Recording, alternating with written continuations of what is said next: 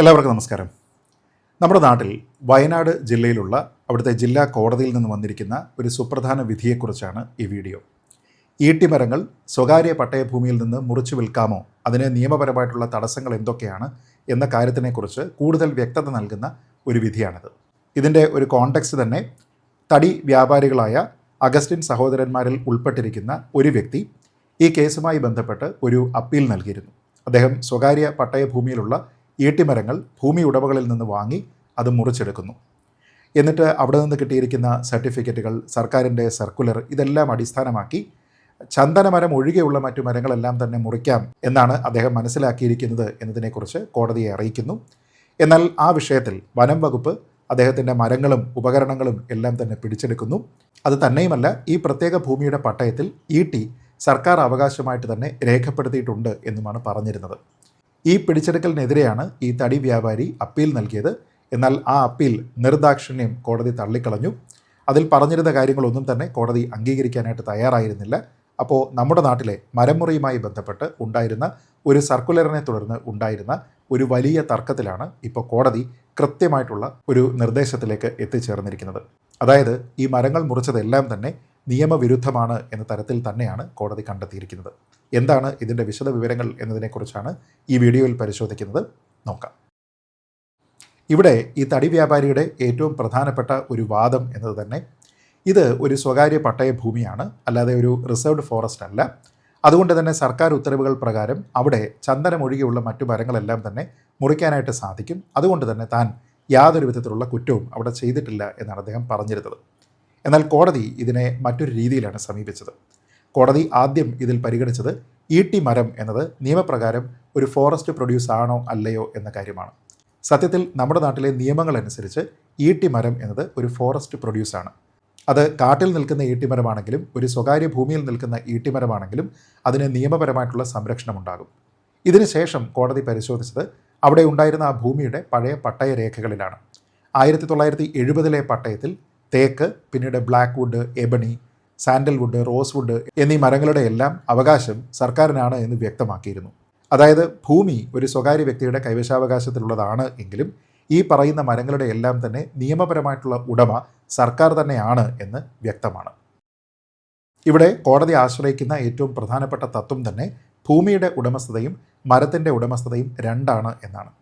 പട്ടയത്തിൽ സർക്കാരിൻ്റെ അവകാശമായി സൂചിപ്പിച്ചിരിക്കുന്ന മരങ്ങൾ ഭൂമി ഉടമയ്ക്ക് സ്വതന്ത്രമായിട്ട് വിൽക്കാനായിട്ടോ മുറിക്കാനായിട്ടോ സാധ്യമല്ല എന്നുള്ളതാണ് കോടതി ഇവിടെ കണ്ടെത്തുന്നത്. ഇവിടെ തൻ്റെ ഭാഗം ന്യായീകരിക്കുന്നതിന് വേണ്ടി അഗസ്റ്റിൻ ചില സർക്കാർ സർക്കുലറുകളൊക്കെ തന്നെ ചൂണ്ടിക്കാട്ടി. അതിന് പ്രകാരമാണ് നേരത്തെ സൂചിപ്പിച്ചതുപോലെ ചന്ദനമൊഴികെയുള്ള മരങ്ങൾ കർഷകർക്ക് മുറിക്കാം എന്നതിൽ പറയുന്നുണ്ട്. പക്ഷേ കോടതി പറഞ്ഞത് സർക്കുലറുകൾക്ക് നിയമത്തിനെ മറികടക്കാനാവില്ല എന്നാണ്. അതായത് സർക്കുലർ എന്നത് ഒരു എക്സിക്യൂട്ടീവ് ഉത്തരവ് മാത്രമാണ്. പക്ഷേ ഒരു നിയമം എന്ന് പറയുന്നത് അതിനേക്കാൾ വളരെ മുകളിലാണ്. ഒരു നിയമത്തിനെ അതിൽ പറഞ്ഞിരിക്കുന്ന കാര്യങ്ങളെ മാറ്റാനായിട്ട് ഒരു സർക്കുലറിന് സാധ്യമല്ല. അതായത് വളരെ എസ്റ്റാബ്ലിഷ്ഡ് ആയിട്ടുള്ള ഒരു നിയമം നമ്മുടെ നാട്ടിൽ നിലനിൽക്കുമ്പോൾ അതിനെ ഏതെങ്കിലും ഒരു എക്സിക്യൂട്ടീവ് ഓർഡർ വഴി, ഒരു സർക്കുലർ വഴി മറികടക്കാനായിട്ട് കഴിയില്ല. സ്റ്റാറ്റ്യൂട്ടാണ് എല്ലായ്പ്പോഴും സർക്കുലറിനേക്കാൾ മുകളിൽ, അതിനേക്കാൾ കൂടുതൽ ശക്തം എന്നുള്ള ഏറ്റവും പ്രധാനപ്പെട്ട ഒരു തത്വമാണ് ഇവിടെ കോടതി അഗസ്റ്റിനോട് പറഞ്ഞു കൊടുത്തത്. ഇനി ശ്രീ അഗസ്റ്റിൻ ഇവിടെ പറഞ്ഞ മറ്റൊരു കാര്യം തന്നെ കൃത്യമായി ഈ വിഷയത്തിൽ കേട്ടിട്ടില്ല എന്നായിരുന്നു. എന്നാൽ ഇതുമായി ബന്ധപ്പെട്ട രേഖകളെല്ലാം തന്നെ പരിശോധിച്ചതിന് ശേഷം കോടതി പറഞ്ഞത് പലതവണ ഇദ്ദേഹത്തിന് നോട്ടീസ് നൽകിയതാണ്, മറുപടി നൽകാനും ഹിയറിങ്ങിനുമൊക്കെ കൃത്യമായിട്ട് അവസരം നൽകിയതാണ്. അതുകൊണ്ട് തന്നെ ഇതിൽ അഗസ്റ്റിനോട് സ്വാഭാവിക നീതിയുടെ ഒരു തരത്തിലുള്ള ലംഘനവും ഇവിടെ കാണിച്ചിട്ടില്ല എന്നാണ് കോടതി പറയുന്നത്. ഈ ഒരു ഉത്തരവിൽ കൂടി കോടതി പറഞ്ഞിരിക്കുന്ന ഏറ്റവും പ്രധാനപ്പെട്ട ഒരു സംഗതി ഫോറസ്റ്റ് ആക്ട് പ്രകാരം ഫോറസ്റ്റ് പ്രൊഡ്യൂസ് സർക്കാർ സ്വത്താണ് എന്നതിനെക്കുറിച്ച് കൃത്യമായ ധാരണയുണ്ടായിരിക്കണം എന്നാണ്. അത് തെറ്റാണെന്ന് തെളിയിക്കേണ്ടുന്ന ബാധ്യത ഇതിലെ പ്രതിയായിട്ടുള്ള അഗസ്റ്റിനാണ്. ഇവിടെ അദ്ദേഹത്തിന് ഇത് സാധിക്കില്ല. കാരണം ഈട്ടി എന്നത് ഫോറസ്റ്റ് പ്രൊഡ്യൂസ് ആണ്. അത് സ്വകാര്യ വ്യക്തിയുടെ ഭൂമിയിലാണെങ്കിലും സർക്കാർ ഭൂമിയിലാണെങ്കിലും അതിൻ്റെ ഉടമ സർക്കാരാണ് എന്ന് സൂചിപ്പിക്കുന്ന വളരെ കൃത്യമായിട്ടുള്ള നിയമങ്ങൾ നമ്മുടെ നാട്ടിലുണ്ട്.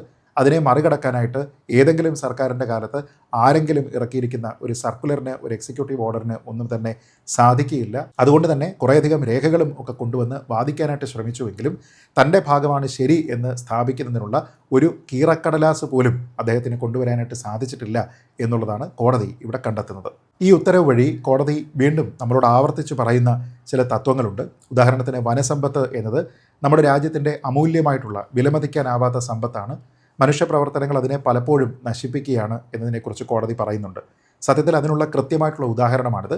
നമ്മുടെ നാട്ടിലെ സംരക്ഷിതമായിട്ടുള്ള കുറേയധികം ഇനം മരങ്ങളുണ്ട്. അതിനെയെല്ലാം തന്നെ വെട്ടി തോന്നുന്നത് പോലെ കച്ചവടം ചെയ്യുന്നതിന് ഉതകുന്ന തരത്തിലുള്ള ഒരു എക്സിക്യൂട്ടീവ് ഓർഡർ എന്തൊക്കെയോ വിചിത്രമായ കാരണങ്ങളാൽ നമ്മുടെ സർക്കാരിൻ്റെ ഭാഗത്തു നിന്നുണ്ടാകുന്നു. അത് വരുന്ന ഉടനെ തന്നെ ഇങ്ങനെയുള്ള മരങ്ങളെല്ലാം തന്നെ വെട്ടി അവിടെ നിന്ന് നീക്കം ചെയ്യാനുള്ള ഒരു ഗൂഢമായിട്ടുള്ള ശ്രമം നടക്കുന്നു. അത് പിന്നീട് വനം വകുപ്പ് ഉദ്യോഗസ്ഥർ പിടിച്ചെടുക്കുന്നു.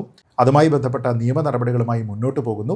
ആ സമയത്താണ് ഇതൊക്കെ തന്നെ വെട്ടി വിൽക്കാനായിട്ട് ശ്രമിച്ച അഗസ്റ്റിൻ സഹോദരന്മാർ ഇതിനെ ചാലഞ്ച് ചെയ്യുകയും നിയമപരമായിട്ട് ഈ സർക്കുലറിൻ്റെ അടിസ്ഥാനത്തിൽ അവർക്കിതിനെയൊക്കെ മുറിക്കാനുള്ള അവകാശമുണ്ട് എന്നൊക്കെ പറയാനായിട്ട് ശ്രമിക്കുകയും ചെയ്തത്. എന്നാൽ ഇത്തരത്തിലുള്ള ഇതിനെ തടയുന്ന നിയമങ്ങളെല്ലാം തന്നെ കർശനമായി തന്നെ വ്യാഖ്യാനിക്കേണ്ടതാണ് എന്നുകൂടി കോടതി ഇവിടെ സൂചിപ്പിക്കുകയാണ്. അതുകൊണ്ട് തന്നെ കോടതി പറയുന്നത് ഈ കേസിലെ അഗസ്റ്റിൻ്റെ കയ്യിൽ നിന്ന് പിടിച്ചെടുത്തിരിക്കുന്ന മരങ്ങളായിക്കോട്ടെ, അതിൻ്റെ ഉപകരണങ്ങളായിക്കോട്ടെ, ഇതെല്ലാം കണ്ടുകെട്ടിയിരിക്കുന്ന വനം വകുപ്പിൻ്റെ ആ ഒരു നടപടി എന്നത് നിയമാനുസൃതമാണ്. അവിടെ തങ്ങൾക്ക് ഇടപെടാൻ പറ്റുന്ന രീതിയിലത്തേക്കുള്ള ഒരു കുറ്റകൃത്യം നടന്നതായിട്ട് ഫോറസ്റ്റ് വകുപ്പിൻ്റെ അധികാരികൾക്ക് കൃത്യമായിട്ടുള്ള ബോധ്യമുണ്ട് എങ്കിൽ അവർക്കത് കണ്ടുകെട്ടാനുള്ള പൂർണ്ണമായിട്ടുള്ള അവകാശമുണ്ട്. ഈ കേസിൽ അതിന് മതിയായിട്ടുള്ള അടിസ്ഥാനമുണ്ട് എന്ന് വ്യക്തമാണ്. അതുകൊണ്ടാണ് അഗസ്റ്റിൻ്റെ അപ്പീൽ ഇവിടെ കോടതി തള്ളിക്കളഞ്ഞിരിക്കുന്നത്. ഈ ഒരു ഓർഡറിൻ്റെ ബോട്ടം ലൈൻ ഇതാണ്. കേരളത്തിൽ പട്ടയഭൂമിയിലാണെങ്കിലും ഏത് തരത്തിലുള്ള ഭൂമിയിലാണെങ്കിലും ചില പ്രത്യേക ഇനം മരങ്ങളെല്ലാം തന്നെ സർക്കാർ സംരക്ഷിതമോ സർക്കാർ അവകാശത്തിലുള്ളതോ ആണ്. അതിന് നിയമപരമായിട്ടുള്ള ബാക്കിംഗ് ഉണ്ട്. ഭൂമി സ്വകാര്യമായതുകൊണ്ട് മാത്രം ആ മരങ്ങൾ മുറിക്കാനുള്ള പൂർണ്ണമായിട്ടുള്ള സ്വാതന്ത്ര്യം അവിടെയുള്ള സ്വകാര്യ ഉടമകൾക്ക് ലഭിക്കുകയില്ല എന്നുള്ളതാണ് പ്രധാനം. പ്രത്യേകിച്ച് ഈട്ടി പോലെയുള്ള അമൂല്യമായിട്ടുള്ള ഇനം മരങ്ങളെ സംബന്ധിച്ചിടത്തോളം ഈ ഉത്തരവിന് അതീവ പ്രാധാന്യമുണ്ട്.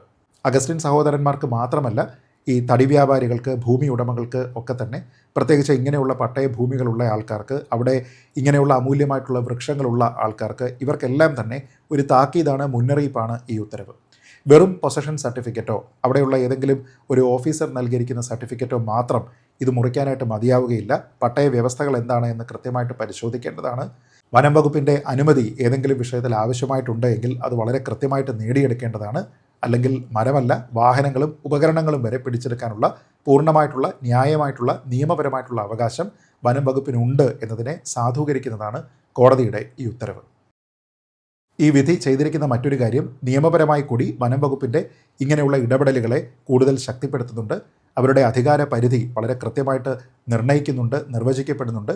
പരിസ്ഥിതി സംരക്ഷണത്തിന് കോടതി നൽകുന്ന മുൻഗണന ഇതിൽ വളരെ പ്രകടമാണ്. സ്വകാര്യ അവകാശവും പരിസ്ഥിതി താല്പര്യവും ബിസിനസ് താല്പര്യവും ഒക്കെ തന്നെ ഏറ്റുമുട്ടുമ്പോൾ കോടതി പലപ്പോഴും പരിസ്ഥിതിക്കാണ് മുൻഗണന നൽകുന്നത് എന്നുകൂടി ഈ കേസ് നമ്മളെ കാണിച്ചു തരുന്നുണ്ട്. വയനാട് ജില്ലാ കോടതി ഇവിടെ ചെയ്തിരിക്കുന്ന മറ്റൊരു വലിയ സർവീസ് കൂടിയുണ്ട്. കാരണം ഇനിയും ഇങ്ങനെയുള്ള കേസുകളൊക്കെ തന്നെ പരിഗണിക്കുന്ന സമയത്ത് ഈ ഉത്തരവിനെ വളരെ കൃത്യമായിട്ടുള്ള ഒരു റെഫറൻസ് ആയിട്ട് പരിഗണിക്കപ്പെടാനുള്ള സാധ്യത വളരെ കൂടുതലാണ്. അതുകൊണ്ട് തന്നെ മരം മുറിക്കുന്ന ആൾക്കാർക്ക് നിങ്ങൾ മരം മുറിക്കുന്നത് ലീഗലായിട്ടാണോ അല്ലയോ എന്നതിനെക്കുറിച്ച് കൃത്യമായിട്ടുള്ള ധാരണ ഉണ്ടാക്കുന്നതിന് ഈ ഒരു ഓർഡർ ഉപകാരപ്പെടുന്നു എന്നുള്ളതാണ് പ്രധാനം. അതല്ലാതെ നമ്മുടെ കയ്യിൽ കുറച്ച് പണമുണ്ട് എങ്കിൽ ഏതെങ്കിലും ഒരു വിചിത്രമായിട്ടുള്ള എക്സിക്യൂട്ടീവ് ഓർഡറിൻ്റെ അടിസ്ഥാനത്തിൽ നമ്മുടെ നാട്ടിൽ നിലനിൽക്കുന്ന നിയമങ്ങളെല്ലാം തന്നെ കാറ്റിൽ പറത്തിക്കൊണ്ട് ആൾക്കാർക്ക് തുച്ഛമായിട്ടുള്ള പണം കൊടുത്തുകൊണ്ട് അവരുടെ ഭൂമിയിലുള്ള വളരെ സംരക്ഷിതമായി പ്രഖ്യാപിക്കപ്പെട്ടിരിക്കുന്ന മരങ്ങളെയെല്ലാം തന്നെ മുറിച്ചെടുത്തുകൊണ്ട് പോയിട്ട് ബിസിനസ് നല്ല രീതിയിൽ നടത്താം, ലാഭമുണ്ടാക്കാം എന്ന് ചിന്തിക്കുന്ന ഓരോ കാട്ട് കള്ളന്മാർക്കും വളരെ കൃത്യമായിട്ടുള്ള ഒരു മെസ്സേജാണ് ഈ വിധി എന്ന് പറയാതിരിക്കാൻ കഴിയില്ല. ഈ വിധി പ്രഖ്യാപിച്ചിരിക്കുന്ന വയനാട് ജില്ലാ കോടതി ജഡ്ജിന് പൂർണ്ണമായിട്ടുള്ള പിന്തുണയും എല്ലാവിധ അഭിവാദ്യങ്ങളും അറിയിച്ചുകൊണ്ട് ഈ വീഡിയോ അവസാനിപ്പിക്കുന്നു.